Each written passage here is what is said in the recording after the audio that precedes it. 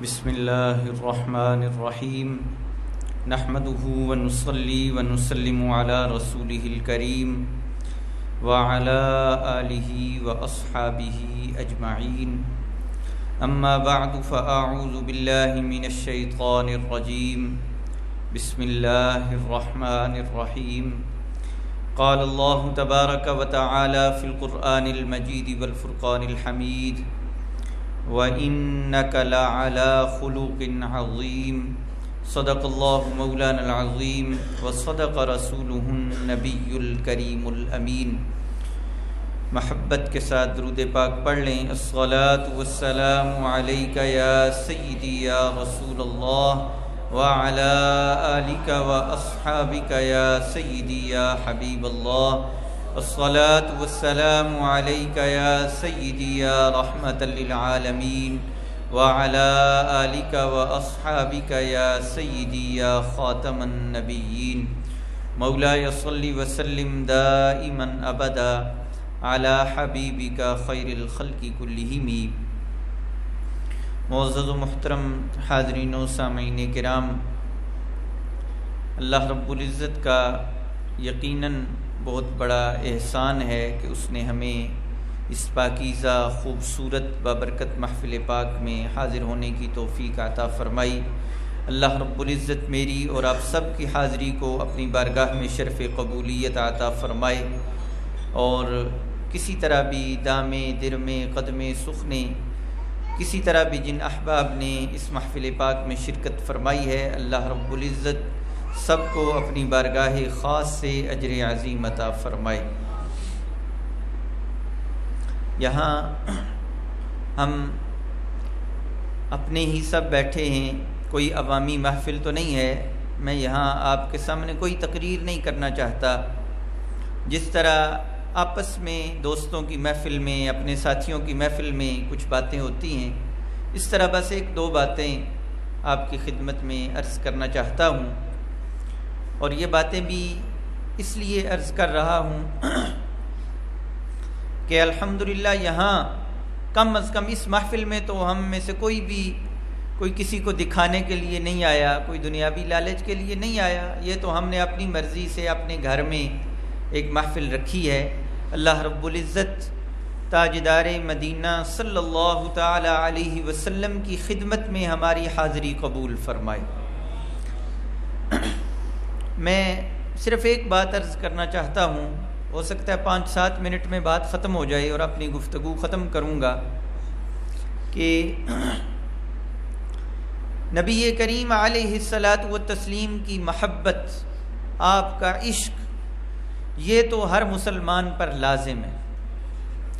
تو ہم محفلوں میں جاتے ہیں، اسٹیج پہ کبھی جائیں، گفتگو کرنے کا موقع بھی ملتا ہے، آپ بھی جاتے ہیں، تلاوت کرتے ہیں، نعت شریف پڑھتے ہیں، بیان کرتے ہیں، سنتے ہیں، یہ ہمیں موقع ملتا رہتا ہے دوسروں سے بات کرنے کا، دوسروں کو بات سنانے کا۔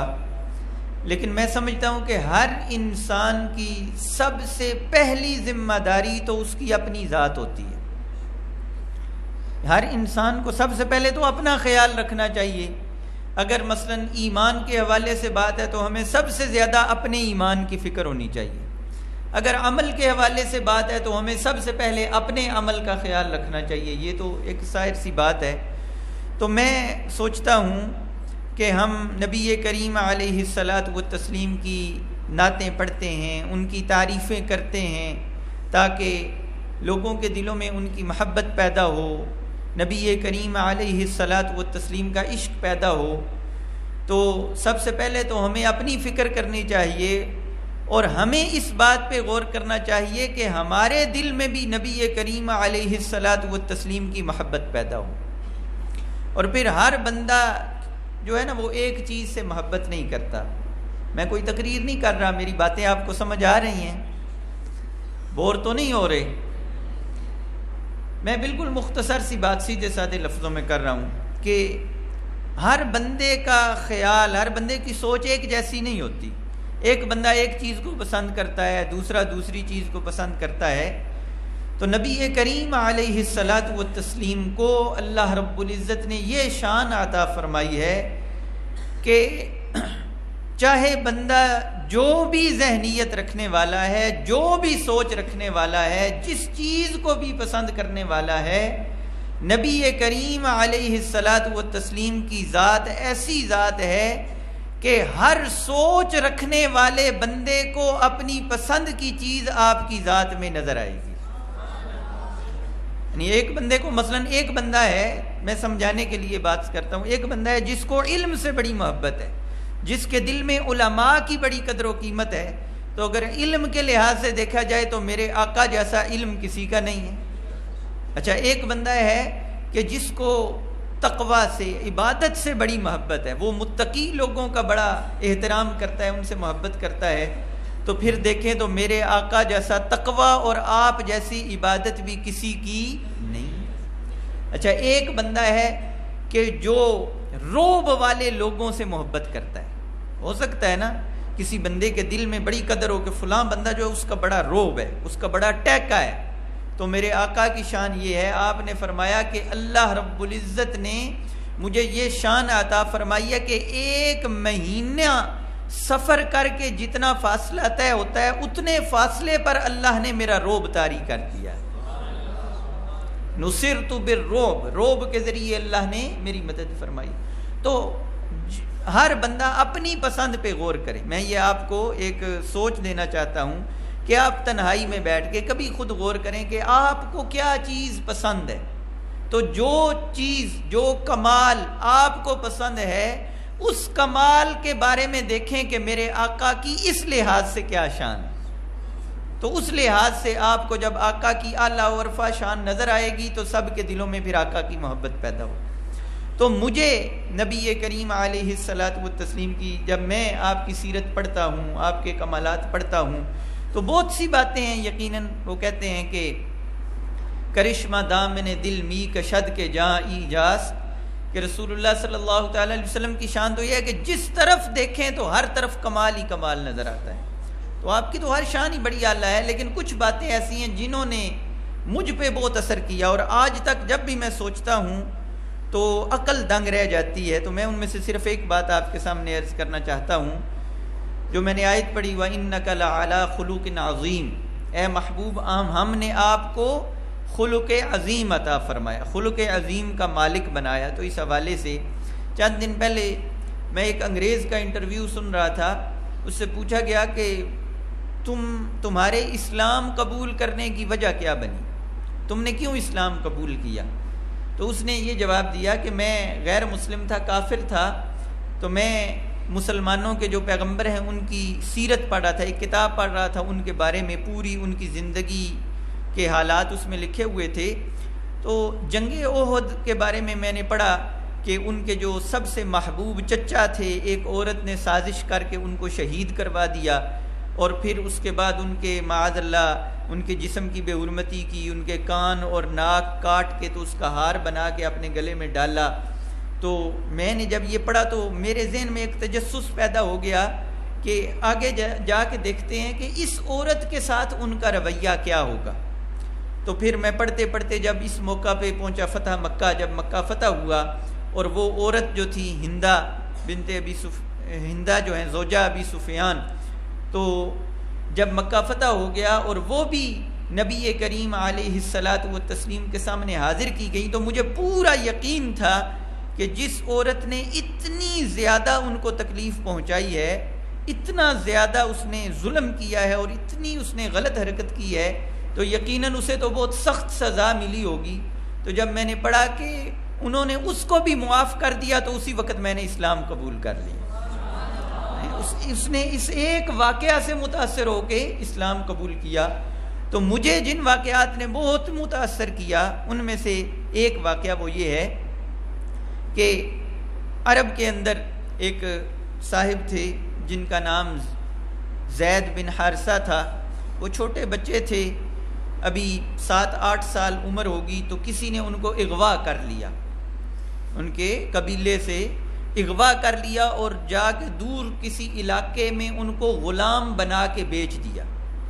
اب وہ وہاں رہے کچھ سال، پھر جس آدمی نے خریدا تھا اس نے آگے بیچ دیا، پھر جس نے خریدا تھا اس نے آگے بیچ دیا، اسی طرح وہ بکتے بکتے جو ہے نا وہ مدینہ شریف آئے اور یہاں رسول اللہ صلی اللہ تعالیٰ علیہ وسلم کی غلامی میں آ گئے.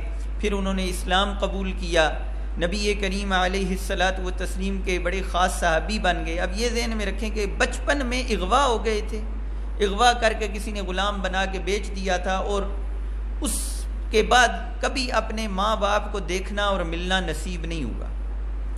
تو دیکھیں کہ ایک بچہ ہو 7-8 سال کی عمر میں وہ اغوا ہو گیا ہو تو کتنی محبت ہوگی اس کے دل میں اور کیا اس کی کیفیت ہوگی. تو نبی کریم علیہ الصلاۃ والتسلیم نے ان کو آزاد کر دیا تھا اور ان کو اپنے گھر رکھا تھا. تو کافی عرصے بعد ان کے والد کو پتہ چلا کہ میرا بیٹا جو چھوٹی عمر میں اغوا ہو گیا تھا وہ مدینہ شریف میں ہے.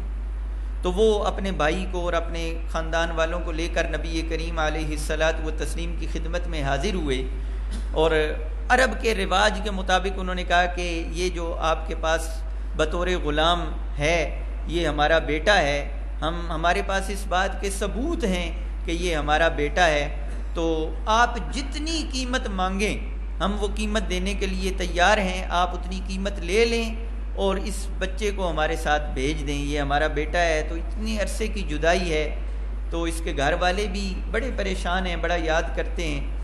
تو نبی کریم علیہ الصلاۃ والتسلیم نے فرمایا کہ 1 روپیہ بھی میں نہیں لوں گا, میری طرف سے مکمل اجازت ہے, اس کو آپ لے جائیں.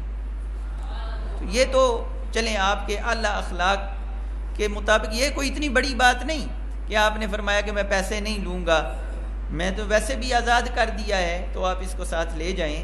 لیکن اصل بات جو ہے سننے والی اور جو رونگٹے کھڑے کر دینے والی, میں تو جب بھی سوچتا ہوں تو رونگٹے کھڑے ہو جاتے ہیں یہ بات اس پہ غور کر کے کہ وہ بچہ جو چھوٹی سی عمر میں گھر سے اغوا ہو گیا, ماں باپ سے دور ہو گیا, بڑی مشکلات دیکھیں, غلامی میں زندگی گزاری, اور پھر میرے آقا کی صحبت میں آیا. اب اتنے عرصے بعد باپ آیا ہے اور کہہ رہا ہے کہ چلو میرے ساتھ گھر چلو. تو حضرت زید بن حارثہ رضی اللہ تعالی عنہ فرماتے ہیں نہیں, میں ان کی خدمت میں رہوں گا, آپ کے ساتھ نہیں جاؤں گا. تو اب سوچئے کہ کیا وجہ تھی, کیا ویسے ہی انہوں نے یہ کہہ دیا تھا؟ اگر باپ کی محبت سے 1000 گنا زیادہ محبت نہ ملی ہوتی تو یہ بات کبھی نہ کہتے. تو اس سے پتہ چلتا ہے کہ میرے آقا نے اپنے غلاموں کو کتنی محبت دی ہے, ان کے ساتھ کیسا برتاؤ کیا ہے. عقل اس بات کو تسلیم نہیں کرتی کہ بچہ گھر سے اس طرح نکلا ہو اور پھر باپ لینے آئے اور وہ باپ کے ساتھ نہ جائے, عقل نہیں تسلیم کرتی. اگر حدیث کی مستند کتابوں کے اندر یہ واقعہ نہ ہوتا تو شاید ہمارے ماننے میں بھی نہ آتا, لیکن اس سے پتہ چلتا ہے کہ میرے آقا کے اخلاق اتنے اعلیٰ تھے کہ جو آپ کے پاس آ جاتا تھا پھر وہ آپ کا اس طرح غلام بن جاتا تھا کہ ماں باپ کو چھوڑ سکتا تھا لیکن آقا کو نہیں چھوڑ سکتا تھا. تو یہ میرے آقا کی شان ہے. تو میں سمجھتا ہوں کہ وہ بندہ جس کے ساتھ دوسرے اس طرح محبت کر رہے ہیں, پھر اس جیسا بندہ کائنات میں کوئی نہیں, اس جیسے اخلاق پھر دنیا میں کسی کے نہیں ہیں. کوئی مثال نہیں پیش کی جا سکتی کہ جس کے غلاموں نے ان کے ساتھ ایسی محبت کی ہو. تو یہ محبت جو ہوتی ہے نا یہ یک طرفہ نہیں ہوتی, صرف یہ نہیں کہ غلاموں نے کی ہے, آقا نے پہلے کرم کیا ہے تو پھر انہوں نے اتنی محبت کی ہے. تو نبی کریم علیہ الصلاۃ والتسلیم کے جو کمالات ہیں, میں نے ان کا ایک پہلو جو مجھے بہت زیادہ متاثر کرتا ہے وہ میں نے آپ کے سامنے رکھا. تو آج میں آپ کو یہ گزارش کرنا چاہتا ہوں, آج کی اس محفل کا یہ پیغام سمجھ لیں کہ آپ اپنے ذہن میں غور کریں کہ دنیا میں کون سی چیزیں ہیں, کون سے کمالات ہیں جو آپ کے لیے انتہائی پسندیدہ ہے. اور پھر میں پورے دعوے کے ساتھ, پوری گارنٹی کے ساتھ آپ کو یہ کہتا ہوں کہ ہر کمال میں آقا کی سیرت اور آقا کا کردار پڑھیے تو یقیناً آپ یہ کہنے پر مجبور ہو جائیں گے کہ آپ جیسا اس کائنات میں کوئی نہیں. آپ کے معجزات بے شمار, آپ کا علم جو ہے وہ بے مثل و بے مثال, لیکن میں کہتا ہوں کہ صرف معجزات, صرف آپ کا علم اور صرف آپ کی عبادت, آپ کا تقوی, صرف یہ چیزیں نہیں, بلکہ ہر کمال میں جو ہم اپنے روزمرہ کے ہمارے معاملات ہیں, اپنے بیوی بچوں کے ساتھ آپ کا تعلق، اپنے رشتہ داروں کے ساتھ تعلق، جب آپ نے حکومت چلائی تو حکومت کس طرح چلائی، آپ حکمران کیسے بنے۔ آج دنیا کا بڑے سے بڑا حکمران بھی ہے تو وہ ایک دن بھی بغیر جھوٹ کے نہیں گزار سکتا۔ آج کل کی سیاست صرف پاکستان کی نہیں، پوری دنیا کی سیاست جھوٹ سے شروع ہوتی ہے اور جھوٹ پہ ختم ہوتی ہے۔ اور میرے آقا نے جو ہے وہ بنی بنائی حکومت نہیں لی، صفر سے شروع کیا ہے۔ جب آپ اٹھے ہیں تو اس وقت تو آپ اکیلے تھے، تو اکیلے اٹھے ہیں اور اس تاریخ انسانی کی سب سے بڑی حکومت کی بنیاد رکھی ہے، اور زندگی میں کبھی ایک لمحے کے لیے جھوٹ اپنی زبان پہ نہیں لائے۔ یہ معمولی بات نہیں۔ آج ایک چھوٹے سے ادارے کا کوئی سربراہ ہونا تو اس کو بھی بڑے نا معاملات مشکل ہو جاتے ہیں، پھر بندے کو باتیں چھپانا پڑتی ہیں، کچھ اوپر سے کرنا پڑتی ہیں۔ بڑے بندہ کہتا ہے کہ یہ بات اگر کر دی تو پھر معاملہ سیدھا نہیں رہے گا۔ تو میرے آقا نے اتنا بڑا نظام قائم کیا ہے اور چلا کے بھی دکھایا ہے، اور ہمیشہ جو دل میں تھا وہی زبان پہ تھا۔ میرے لیے تو یہ ناممکن بات ہے، تاریخ اس کی مثال پیش نہیں کر سکتی۔ تو اگر ہر لحاظ سے اللہ تعالیٰ نے ہمارے آقا کو بے مثل و بے مثال شان عطا فرمائی ہے، جب ہم ان باتوں پہ غور کریں گے تو ان پہ غور کرنے سے ہمارے دل میں جو آپ کی محبت ہے اس میں اضافہ ہوگا، اور وہی ہمارا سب سے بڑا سرمایہ ہے۔ اللہ رب العزت نبی کریم علیہ الصلاۃ والتسلیم کی سچی اور سچی محبت عطا فرمائے، اور آپ کی کامل اتباع میں زندگی گزارنے کی توفیق عطا فرمائے۔ وآخر دعوایا ان الحمد للہ رب العالمین۔